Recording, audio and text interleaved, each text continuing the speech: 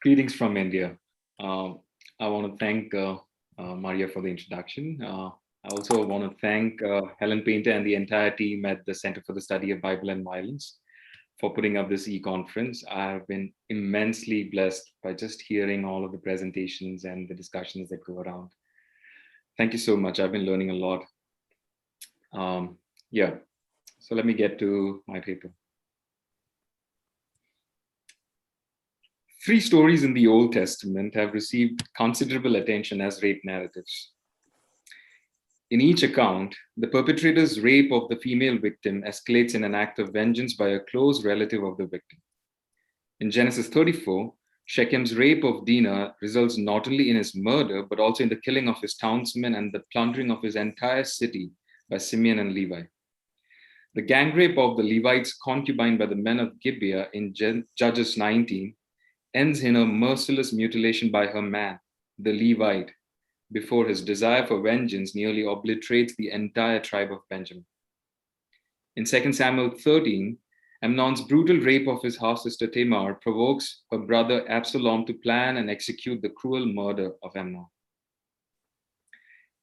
In reading these biblical rape narratives, there is an overwhelming consensus among scholars that the criminal actions of the perpetrators, that is Shechem, men of Gibeah and Amnon, are to be censured. However, they divided over evaluating the violence of the third party, Simeon and Levi, the Levite, and Absalom, and their quest for vengeance. While some see the Avengers' acts as a fitting punishment for the crime of the perpetrators, others sharply condemn them for their excessive brutality. Therefore, this paper will engage in a literary reading of these 3 rape narratives to show how the perpetrator and the avenger in each of these narratives form a curious pair as mirror characters. In other words, these rival characters end up as mimetic doubles. Mimetic doubles, according to René Girard, quote, refers to the situation in which rivals become so obsessed with each other that they mirror each other's emotions and actions, end quote.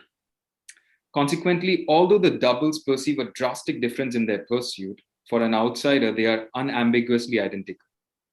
Our study of the characterization of the perpetrator and the avenger in each story will show how the narrator employs both verbal and story-level points of contact to present the mirroring of these actors in their intent and action. The goal of this study is twofold. First, it will help establish this literary feature, the mirroring of the perpetrator and the avenger, as an addition to the existing thematic connections between these texts, thereby strengthening the intertextual reading of these 3 rape narratives. Secondly, and more importantly, it serves to condemn the avenger's violence as equally, if not more, distressing to the victim, just as the perpetrator's offense. And so we turn to our first story. Genesis 34 opens with an action undertaken by DINAH, the only daughter of Jacob. She sets out to meet the women of the land, the city of Shechem. While some would see it as an immodest venture signaling sexual promiscuity, others justify her expedition as perfectly normal within the cultural norms of ancient Israelite society.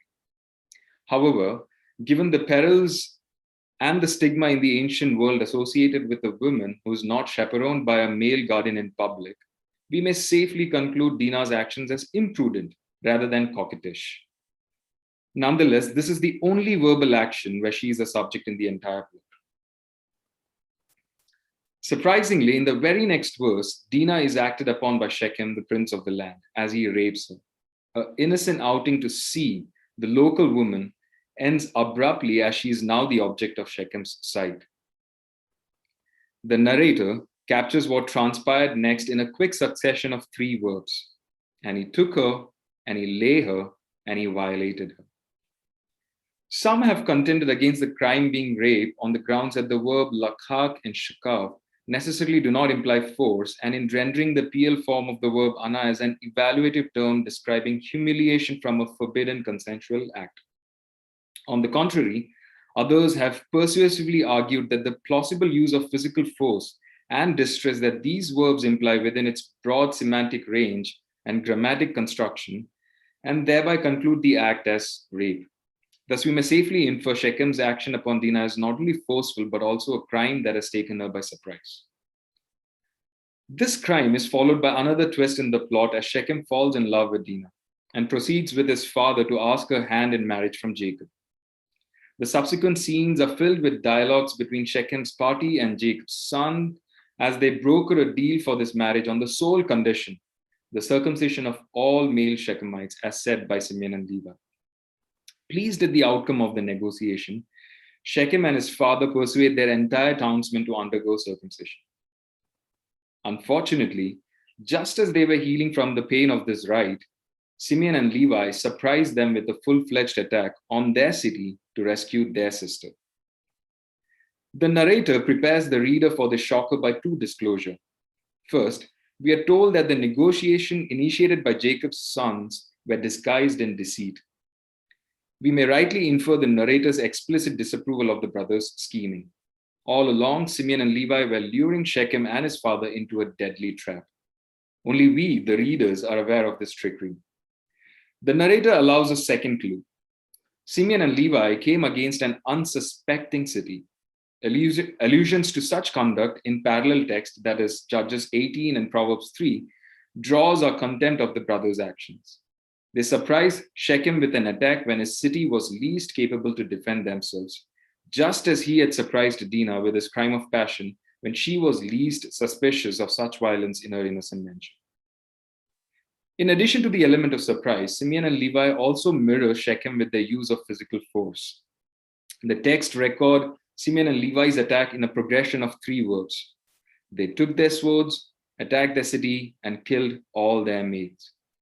Similar to the narration of Shechem's rape, the brothers' revenge signals an increasing intensity of action. Just as Shechem had humiliated their sister, Simeon and Levi have disgraced the entire city of Shechem to regain their family honor. However, as Gordon Wenham rightly comments, quote, though there is an element of justice in their revenge, it is clearly disproportionate. End quote. The narrative clarifies this first with the brothers' threefold taking of not just Dinah, but also their swords to kill the Shechemite males and all plunder. Secondly, the telling of Simeon and Levi's massacre covers 5 verses, as opposed to Shechem's rape of Dinah, which takes only 1 verse. Thus, the text devotes more space to the violence of the brothers than to the crime of the perpetrator. This further condemns them. In summary, whether Simeon and Levi's actions stem from their affection for their sister or their pursuit of family honor, we may rightly conclude that in their intent and action, they mimic Shechem in initiating violence on an unsuspecting victim. And thus, Simeon and Levi's revenge mirrors Shechem's crime, both of which are condemned in the story. We move to the next story. The concluding stories in the book of Judges, chapter 19 through 21, detail some of the darkest chapters in the history of Israel. The rape and death of one woman not only spirals into a civil war, nearly wiping out an entire tribe, but also leads to the abduction and rape of 600 more women. Judges 19 opens with an ambiguous description of a familial conflict between a certain Levite and his concubine, which results in the woman leaving to her father's house. The rest of the story describes the Levite's efforts to bring her back to his home in Ephraim. On the journey back home, it is late in the evening, and the Levite decides to spend the night in an Israelite city named Gibeah. After much waiting for an invitation by the locals, he is at last received into an Ephraimite sojourner's home and partake of his generous hospitality. But to their horror, a mob of worthless fellows surround their house at night, demanding to have sex with the Levite. Despite the pleading and negotiations by the host, the Levite realized that his life was at risk. He threw his concubine out to the unruly mob, and they raped her mercilessly till the break of dawn. The text explicitly condemns the unruly mob in Gibeah for their gang rape of the Levite's concubine. The next morning, the Levite seems to be in a hurry to get home, but he finds his concubine lying at the door of the house. The text alerts us to this graphic imagery with the particle of interjection, hine. Neither the readers nor the Levite is allowed to proceed ahead without pausing and paying attention to her battered and helpless state. Far from voyeurism, we are called to view her with empathy. But the Levite's response is cold. He orders her to get up. Receiving no answer, he mounts her body on his donkey just like a sack of dead meat. In his eyes, Similar to the mob that raped her, she has become nothing more than a mere object. This is evident also from the narrator's shifting of the designation of the Levite after the rape as Adonijah, her master, rather than the Levite, the man, or her man throughout the story. Their relationship is now lamentably reduced to that of a mere master-servant. In other words, this is an evaluative expression of his actions, as Lillian Klein notes, open quote, "The Levite has shown himself to be a master of a female slave, not a husband in a secondary kind of marriage," end quote. This is further apparent in his callous mutilation of a body as summons for war upon reaching home. The narrator condemns the Levite's dismemberment of the concubine by not only holding him in bad light for his inhumane treatment of her body, but also mirroring his actions with that of the unruly mob as follows, as shown over here. Panels AA- contains a pair of verbs that intensify the action in each scene. Just like the crowd's merciless action compounds their act of rape, the Levite's cutting up of the concubine's body builds upon his act of forcefully seizing her. Surprisingly, on both occasions, the concubine's body is the recipient of forceful insertion. While the unruly mob used their male organ to repeatedly rape her, the Levite had his knife repeatedly violating her body, limb by limb. In both cases, it's an abuse of a sacred act. The mob, in their rape of the concubine, have violated God's design of sex within the sanctity of covenantal marriage. The Levite, similarly, has abused his Levitical skills of dismembering sacrificial animals for an act that is both gory and abominable. Panels BB- are matched by the presence of the verb shalak, to send away. The mob's sending away of the concubine after they abused her parallels the Levite's action of dispatching her body parts to seek vengeance. Thus, the Levite's desire for revenge surprisingly turns inwards upon his concubine before it turns outwards, resulting in a civil war.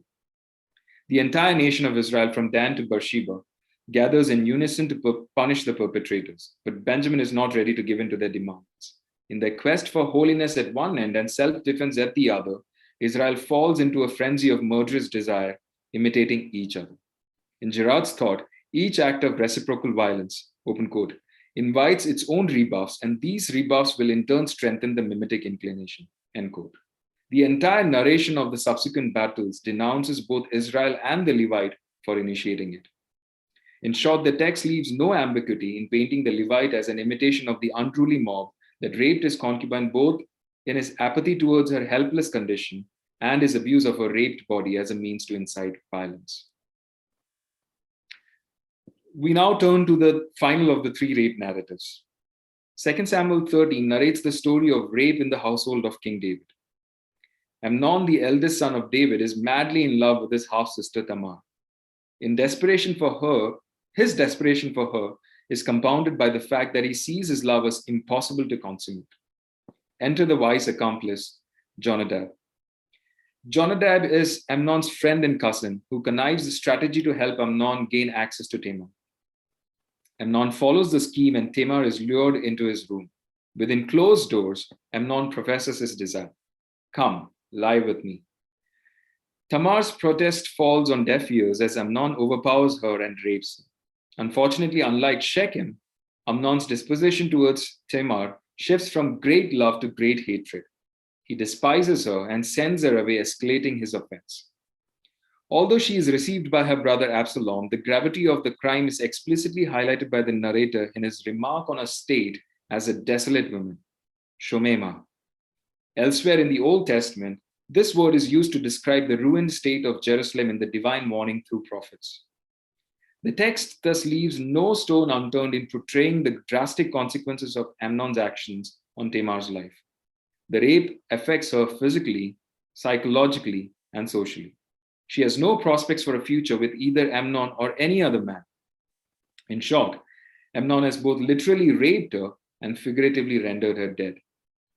Upon hearing the report of the crime, David is angry but does not initiate any action against Amnon. Even Absalom resolves to speak neither good nor bad to Amnon. However, the tension from the rape event bleeds into the next story, where Absalom schemes a plot to exact vengeance for the crime against his sister. In doing so, he mirrors Amnon's act of scheming. Craig Morrison rightly notes that, open quote, just as Amnon engineered the rape of Tamar, so Absalom orchestrates Amnon's murder, end quote. First, similar to Amnon's pretense of illness to gain access to Tamar, Absalom organizes a feast to lure Amnon into his trap. Secondly, on both occasions, the sons dupe David, who is unaware of their malicious intent. Just like Amnon pleads David to send Tamar to serve him, Absalom now both appeals to and urges David to send Amnon to be part of the festivity.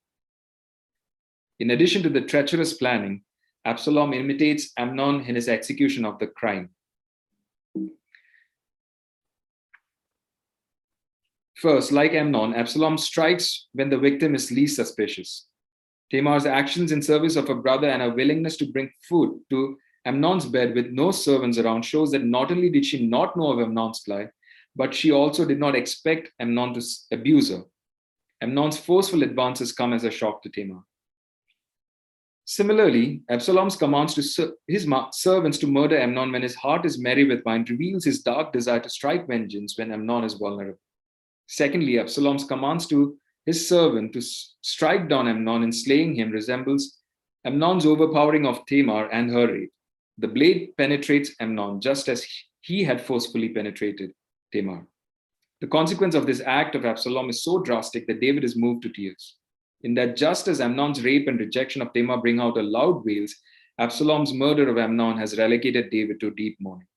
Thus, as Dominic Rudman rightly observes, quote, if Absalom has avenged Tamar's figurative murder by Amnon's literal murder, then he has also avenged Tamar's literal rape with a figurative rape of David. However, far from absolving Absalom of his revenge, as Rudman does, our reading of the story shows that the text seems to condemn him by characterizing him as a mirror image of Amnon in his scheming and execution of the crime. He is no different from Amnon and deserves condemnation for his revenge. In this paper, we set out to engage in a literary reading of the three biblical rape narratives to highlight that the perpetrator and the avenger in each of these accounts end up as mirror images of each other in the execution of violence and crime. We established this by bringing out several points of verbal and story level resemblances in their intent and action. Thus, although the avengers in these stories set out to seek justice for the crime of rape on the women under their care, unfortunately, they end up as mimetic doubles of their perpetrators. There have been studies that have been undertaken on intellectual reading of the three rape narratives. These inquiries have established several lexical, conceptual, and story-level connections to argue for an intellectual reading of these three texts. Nevertheless, in my opinion, they have missed out on the literary construction of the mirroring of the perpetrator and the avenger in these narratives. Consequently, this paper seeks to add to the ongoing scholarship in this area of intellectual reading of the biblical rape narratives. However, the ultimate aim in establishing this thematic connection is to enable the readers to make an informed decision in their judgment of the avenger in the stories. This paper sufficiently argues that just like the perpetrator of rape in these accounts are condemned for their crime, so are the avengers held guilty for their intent and vengeful acts of violence.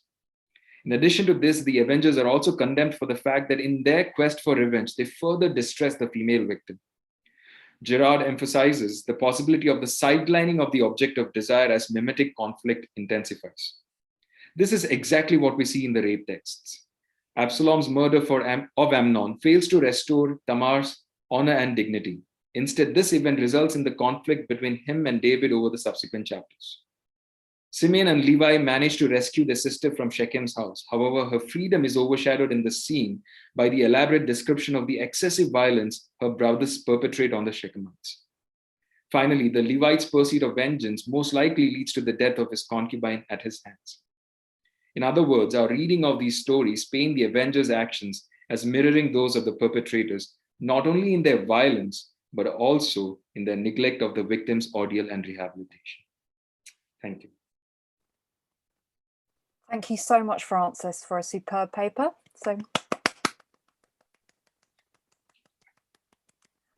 Okay, as I said, to allow Helen time to deliberate, we're going to run all three papers and then have questions.